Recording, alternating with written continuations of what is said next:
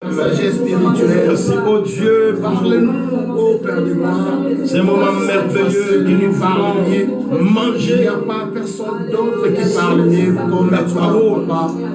J'ai besoin d'écouter que ta parole. Le pain de la vie, le pain descendu du ciel. Merci Saint-Esprit. Amen. Amen. Alléluia. Amen. Il est vivant. Gloire au Seigneur. Soyez dans la joie, bien-aimés. Soyez dans la joie. Notre Dieu, il est vivant. Notre Dieu, il est au-dessus de tout. L'enfant de Dieu, nous sommes dans la présence du roi de gloire. Nous sommes dans la présence de celui qui est le créateur des cieux et de la terre. C'est lui qui a fait qu'il y ait la journée aujourd'hui. C'est lui qui a fait que la nuit passe et que le jour vient. Je suis en train de dire, il fera dans ta vie que la nuit passe et que le jour vient.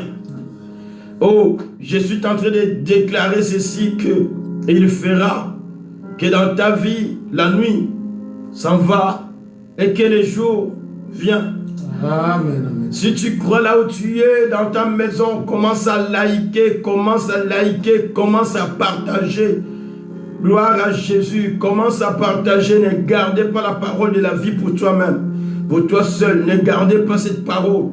Invitez quelqu'un qui en a besoin dans ces moments. Il y a quelqu'un qui en a besoin dans ces moments comme toi. Il y en a quelqu'un que Dieu veut libérer. Cette personne peut-être se trouve en Afrique. Cette personne peut-être se trouve en Amérique. Il y en a quelqu'un, bien-aimé, ton frère et ta soeur de l'église que tu ne vois pas. Tu l'envoies déjà des messages. Dis-lui que le culte a déjà commencé. Nous sommes dans la présence de celui qui est le créateur. Oh, nous réjouissons dans sa présence. Nous nous réjouissons dans la présence du roi des gloires parce qu'il est Dieu. Je vous annonce un Dieu tout-puissant, un Dieu vivant, un Dieu qui fait ce que les hommes ne pourront jamais faire. Un Dieu qui fait ce que la science essaye, mais ne peut pas arriver à le faire. Ça veut dire, je suis en train de déclarer, peut-être que la science a essayé de faire quelque chose pour ta vie, pour ta santé, et rien n'a marché. Mais je t'annonce un Dieu tout-puissant qui est capable de faire à travers la puissance de sa parole. Si tu le crois, comme notre Seigneur, il avait dit à Marthe, si seulement tu crois, alléluia, si seulement tu crois, tu verras les miracles s'accomplir. Oh, ton frère ressuscitera. Oui, ta vie ressuscitera. Amen. Oui, je suis en train de dire que Jésus-Christ, il est capable. Que notre Dieu soit loué. Gloire à toi, les saints d'Israël. Gloire à toi, le rocher des âges. Il n'y a point de Dieu comme un autre roi. Alléluia. Nul n'est comparable à lui. Nous sommes là, nous sommes dans la présence du Dieu glorieux, dans la présence du Dieu tout-puissant, le Dieu merveilleux. Nous sommes en train d'étudier le livre de Daniel. Prenons la Bible dans Daniel 6. Nous sommes en train d'étudier ce livre, ça c'est 3. La force qu'il sache que toi, tu as quelqu'un qui te protège. La Bible déclare, c'est lui qui garde Israël, il ne dort ni ne sommeille. Ton Dieu, notre Dieu, il ne dort ni ne sommeille. Il est l'Éternel et il est le Dieu tout-puissant. Le dimanche dernier, nous avons étudié des points qui étaient très importants. C'était la fidélité de Daniel envers son Dieu et sa consécration au Dieu tout-puissant. Et aujourd'hui, nous voulons dire que la fosse au lion n'est pas pour toi. Amen. Toute fosse qui a été creusée contre toi, l'enfant de Dieu, oh bien-aimé, malgré les situations, les conditions de ce monde, malgré tout ce qui se passe dans ce monde, moi je veux juste rassurer un enfant de Dieu que notre Dieu l'Éternel n'est pas mort, notre Dieu il est vivant. Notre Dieu que nous adorons, c'est pourquoi un enfant de Dieu, tu dois toujours te soumettre à ton Seigneur. Oh, je vais demander pour lire ce texte. Gloire au Seigneur. et il met au-dessus des 120. Le roi, il dit encore, je vais établir 3 au-dessus des 120. C'est-à-dire les 3 là, ce sont ceux qui vont contrôler le royaume pour ramener, comme on nous dit, que le roi voulait cela parce que pour ne pas subir des dommages. C'est-à-dire les 3, c'était les plus proches du roi. Dieu, il va enlever Daniel, malgré lui, qui était un étranger, mais Dieu lui met au milieu de ces peuples-là. Dieu va retirer Daniel du lot de 120, il le met au-dessus de 120. Dieu, quand le roi va avoir la pensée de choisir encore 3, Dieu, il y prend Daniel, il le met parmi les 3. Et le roi, il faut qu'il ait toujours quelqu'un, comme nous savons en France, il y a le président, mais le président, il est le premier ministre. Le premier ministre, c'est lui qui est le chef du gouvernement, selon la loi française. Alors là, le roi, parmi les 3, il faut qu'il établisse un autre chef, on peut l'appeler le premier ministre. Le roi, l'esprit de Dieu touche le cœur du roi encore, et il va prendre Daniel parmi les 3, il le met au-dessus. Mais pour mieux comprendre, qu'est-ce qui va faire la différence? Qu'est-ce qui fait la différence? Bien-aimés, aujourd'hui nous entendons tellement de choses. Ah, un tel pasteur, ah, un tel je ne sais pas quoi, il dit pour qu'il puisse faire des miracles. Moi je dis ceci, les miracles, ça s'est fait selon la puissance de la parole de Dieu. Le miracle, l'élévation vient de Dieu. La Bible dit l'élévation ne vient pas de l'Orient ni de l'Occident, mais l'élévation vient de l'Éternel. Si tu veux être élevé, oh bien-aimé, ne sois pas jaloux de quelqu'un qui est élevé. Ce qui tue les gens aujourd'hui, c'est la jalousie. Quand quelqu'un est élevé, acclamez Dieu, dit Seigneur, sois loué, parce que tu as élevé quelqu'un. Parce que tu as élevé. Oh, c'est Dieu qui fait les choix. Ça veut dire s'il a élevé quelqu'un, il est aussi capable de t'élever toi à ton temps. Amen. Chacun il a son temps. Chacun il a son jour. Bien-aimé, écoutez. La jalousie était rentrée. Or, il y avait une différence entre Daniel et les autres ministres. La différence c'est quoi? Les autres ministres, ils servaient des dieux étrangers. Ils étaient des devins. Ils étaient des magiciens. Ils servaient des faux dieux.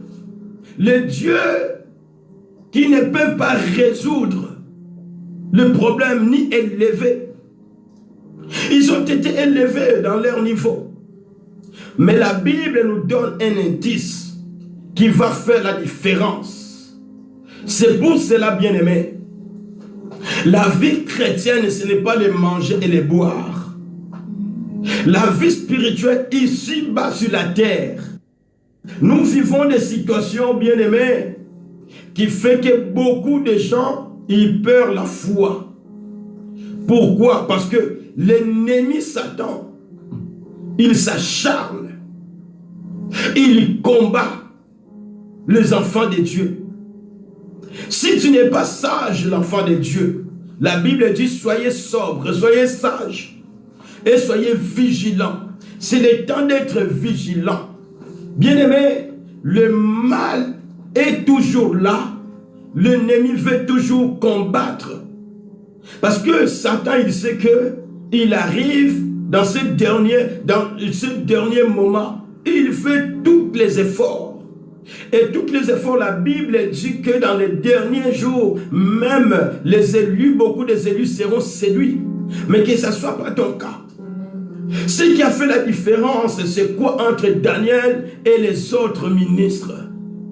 Ce qui a fait la différence, c'est ce qu'on trouve au verset 3, chapitre 6. Daniel surpassait les chefs.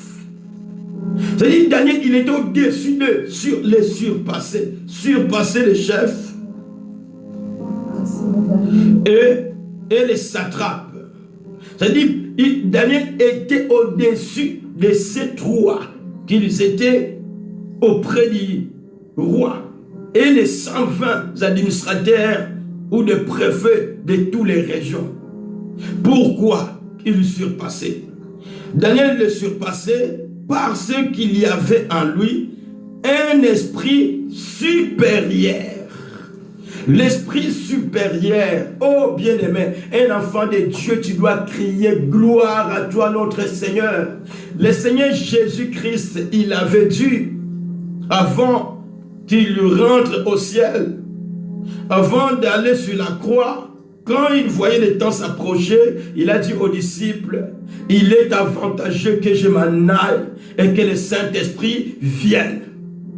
Il dit aujourd'hui ou maintenant, j'ai des choses à vous dire, mais vous ne pouvez pas les supporter, vous ne pouvez pas les comprendre. C'est-à-dire, il faisait voir aux disciples, vous n'avez pas encore reçu l'Esprit. L'Esprit de Dieu, c'est l'Esprit supérieur. Dans le monde, il y a l'Esprit de Dieu et il y a l'Esprit du mal. L'Esprit de la lumière et l'Esprit des ténèbres. Il y a, bien aimé, oh, si je peux définir, gloire à Jésus, nous avons l'Esprit de Dieu qui est l'Esprit supérieur. Il y a l'Esprit de Satan qui est l'Esprit du mal. Et il y a l'Esprit humain de l'homme. L'homme, il a son esprit. La Bible dit qu'il peut connaître l'homme si ce n'est que l'esprit de l'homme. Ça veut dire l'esprit humain. Alors, c'est lui qui reçoit Jésus-Christ dans sa vie comme son Seigneur et Sauveur.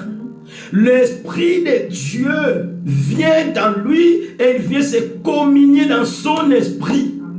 C'est-à-dire, notre esprit, quand il reçoit l'Esprit de Dieu, notre esprit est régénéré. Notre esprit reçoit la vie de Dieu. Et c'est par là, la Bible nous dit dans Jean chapitre 1er verset 12, alors tous ceux qui l'ont reçu et qui croient en son nom, il les donne le pouvoir de devenir les enfants de Dieu. C'est là où nous devenons les enfants de Dieu parce que l'Esprit de Dieu vient habiter à nous. L'Esprit de Dieu, ce n'est pas une autre personne, mais c'est Dieu lui-même. Nous sommes l'habitation du Dieu Tout-Puissant, le Dieu créateur. L'Esprit qui était sur Daniel, ce n'est pas un autre esprit, c'est le Saint-Esprit, c'est l'Esprit de Dieu, c'est Dieu dans Daniel. Ça veut dire que Daniel était revêtu de Dieu. Dieu était dans Daniel. Alléluia. Amen. Ce qui a fait la différence, c'est quoi? C'était cet esprit. Les autres avaient l'esprit du monde, l'esprit de Satan, parce qu'ils servaient les dieux du monde.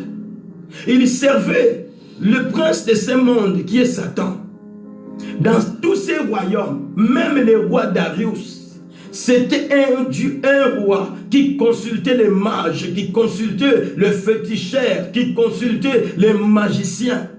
Lisez le livre de Daniel du chapitre 1er, chapitre 2. Il consultait d'autres dieux.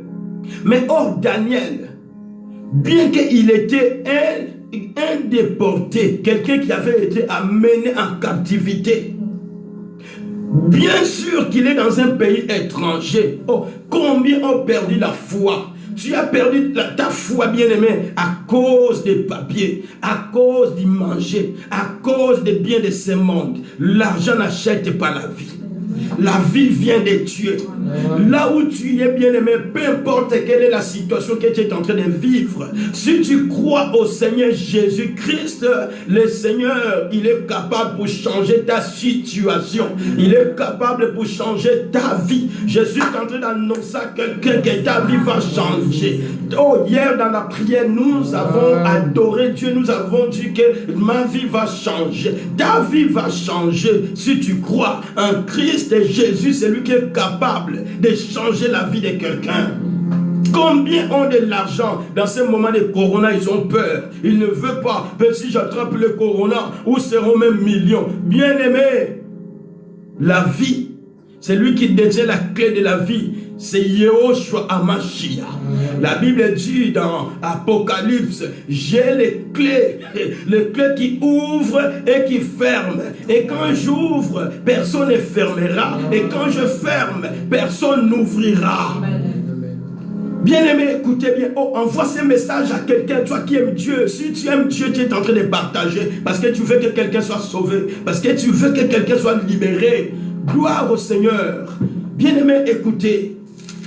Maintenant, nous allons lire dans au verset, à partir du verset 16. Lisez le verset 16. Et le suivant jusqu'au verset 23. Écoutez la parole. Nous avons déjà commencé. Le Saint-Esprit est à l'œuvre. Amen. Verset 16, la Bible dit: mais ces hommes insistèrent auprès du roi et lui dirent: sache, roi, que d'après la loi des Mèdes et des Perses, aucune interdiction ni aucun décret confirmé par le roi ne peut être modifié. Alors le roi donna l'ordre de faire venir Daniel et de le jeter dans la fosse aux lions. Le roi dit à Daniel: que ton Dieu, que tu sers avec persévérance, veuille te délivrer. Verset 18. On apporta une pierre et on la plaça sur l'ouverture de la fosse. Le roi y apposa l'empreinte de son anneau et l'anneau de ses hauts fonctionnaires afin que rien ne puisse être modifié pour Daniel. Verset 19. Le roi se rendit ensuite dans son palais.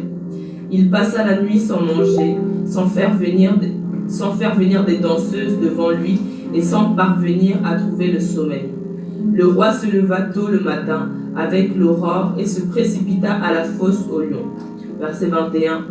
En approchant de la fosse, il appela Daniel d'une voix triste et lui demanda: Daniel, serviteur du Dieu vivant, ton Dieu que tu sers avec persévérance a-t-il pu te délivrer des lions? Daniel répondit au roi: Roi, puisses-tu vivre toujours? Mon Dieu a envoyé son ange et a fermé la gueule des lions. Ils ne m'ont fait aucun mal parce que j'ai été trouvé innocent devant lui. Amen. Devant toi non plus, roi, tu n'avais rien fait de mal. Alléluia. Amen. Maintenant, lisez-moi les versets. Oui, continue encore le texte. Verset 24. Le roi fut alors tout heureux et ordonna de faire sortir Daniel de la fosse. Daniel fut retiré de la fosse. On ne trouva aucune blessure sur lui. Aucune blessure. Oui. Parce qu'il avait eu confiance en son Dieu. Verset 25.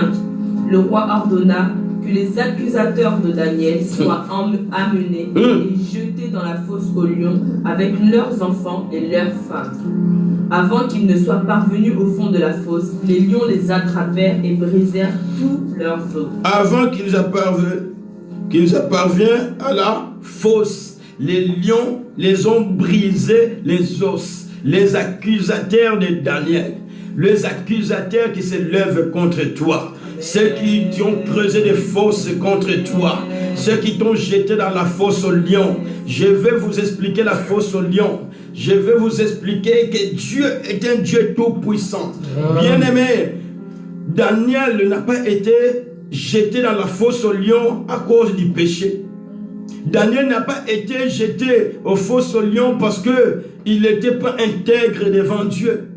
Daniel n'a pas été jeté aux fosses aux lions parce qu'il marchait dans les mensonges. Mais Daniel a été jeté. Dieu, il va permettre que Daniel soit jeté dans la fosse aux lions. Dieu l'a permis. Il y a des situations que Dieu permet aux vrais enfants de Dieu. Il y a des situations qui peuvent venir dans ta vie. Toi, tu penses que Dieu m'a abandonné. Dieu ne t'a pas abandonné. Mais Dieu, là où il dit, seule là, c'est ma fille. Je veux te montrer, Satan, que tu ne pourras rien contre elle parce qu'elle restera fidèle et ne m'abandonnera pas. C'est lui là, c'est mon fils, c'est mon serviteur. Ça veut dire qu'il y a des élus de Dieu qui subissent des situations, mais afin que Dieu soit glorifié à cause de leur situation, bien-aimée. Écoutez bien ce que la parole de Dieu est en train de nous enseigner ici. Oh, la parole ne peut pas mentir. J'aime bien la parole. J'aime bien. Je suis en train de vous mettre, de vous envoyer les textes. Vous allez avoir ça dans quelques minutes. Je vous envoie ça. Gloire à Jésus est notre thème. C'est pourquoi je veux que tu les partages, tu les partages, tu les partages. Nous sommes là afin que nous comprenions. Je vais aller doucement. Nous sommes en train d'étudier ce livre de Daniel. Daniel n'est pas à Jérusalem, mais Daniel, il est en Babylone, dans un pays étranger où ils n'adorent pas le Dieu Tout-Puissant. Toi, peut-être, tu as quitté ton pays, tu as adoré ton Dieu en Afrique, tu as adoré Dieu, tu es venu en Europe, tu es venu en Amérique, tu as abandonné Dieu à cause du manger. Tu t'es dit, oh, ces gens où je suis, ils ne prient pas. C'est à quoi sert prier Dieu? Ce Dieu, c'était des époques passées. Oh, bien-aimés, ceux qui ont compris que Dieu est leur vie, ils sont dans le présent. Ils ne sont pas dans le passé. Gloire au Seigneur. Alléluia. Oh, Jésus-Christ est merveilleux. Jésus-Christ est Seigneur. Jésus-Christ est le Tout-Puissant. Faisons confiance au Seigneur. Fais confiance et tu verras la gloire de Dieu. Tu verras la gloire de Dieu. Tu verras la gloire de Dieu. Écoutez ce que la Bible nous dit ici. La Bible dit maintenant ici que Daniel... Alors revenons dans l'histoire de Daniel. Pourquoi Daniel, l'esprit supérieur, agissait en lui? Quand quelqu'un vient au Seigneur, tu reçois Jésus, le Saint-Esprit vient en toi. Mais le Saint-Esprit a des dimensions. Il y a un niveau que le Saint-Esprit opère les miracles dans la vie des enfants de Dieu. Il y a un niveau que le Saint-Esprit est là, mais le Saint-Esprit ne fait rien parce que tu ne l'alimentes pas. Nourri, parce qu'on lui laisse de côté. Il y a des enfants de Dieu qui ont dit, oh Saint-Esprit, laisse-moi faire des choses. Tu es venu dans ma vie, mais tu restes à côté. Pendant que tu mettras le Saint-Esprit à côté, les miracles, tu entendras les miracles loin de toi. Ce qui fait la différence, bien aimé, la Bible dit que l'heure est venue qu'il y aura la différence entre ceux qui servent et ceux qui ne servent pas. Nous avons été sauvés pour servir et non pour croiser les bras. Nous avons été sauvés pour servir l'Éternel. Et que tu sois un témoignage partout où tu es, afin que quelqu'un sache que notre Dieu, il est le Dieu Tout-Puissant. Dieu, il a besoin d'utiliser beaucoup de gens, mais Dieu utilise seulement ceux qui se remplissent de son onction. L'onction, on ne l'étudie pas à l'école, l'onction, on ne l'achète pas avec de l'argent, et l'onction de Dieu bien-aimé, ça vient, il faut chercher l'onction. Il faut chercher l'onction. L'enfant de Dieu, le serviteur de Dieu, cherche l'onction de Dieu. Et il faut que tes genoux soient pliés. Il faut plier les genoux devant l'Éternel. Alléluia. Oh, tu veux que les démons soient soumis, te soient soumis, bien-aimé, il faut chercher l'onction de Dieu. C'est ce que j'enseignais hier dans la prière. Cherchons l'onction de Dieu. Priez ardemment, priez avec l'insistance. La Bible nous montre la vie du prophète Élie. Il a fermé la pluie et il a prié, la pluie était descendue. Ce qui fait cela, c'est quoi? C'est l'onction. C'est la communion qu'il avait avec Dieu. Et la Bible nous dit que Élie, il priait avec insistance. Combien de fois, bien aimé, tu es un enfant de Dieu, tu veux être serviteur de Dieu, mais tu ne pries pas. Tu ne cherches pas Dieu. Être serviteur, ce n'est pas se présenter devant les gens parce que tu vois 1000 personnes qui sont en train d'acclamer, mais spirituellement, tu es vide, tu n'es rien. Quand l'ennemi te regarde, un petit sorcier te regarde, il dit, je n'ai pas besoin d'aller chercher un autre pour détruire cet homme. Moi-même, je peux. Mais si tu as l'onction de Dieu, tu as la puissance de Dieu, un sorcier, même qu'il soit 10, 20, ils ne vont pas t'attaquer, ils vont chercher qu'il réunisse une grande force Parce qu'ils savent qu'en toi, il y a quelque chose. Ils ne vont pas arriver. Ils ne feront rien contre toi. Bien-aimé, toi qui es en train de vivre des combats, oh, je suis en train de te dire, cherche Dieu dans la profondeur. Cherche l'onction de Dieu, la puissance de Dieu. Ce qui faisait la différence entre Daniel et les autres ministres, c'était l'esprit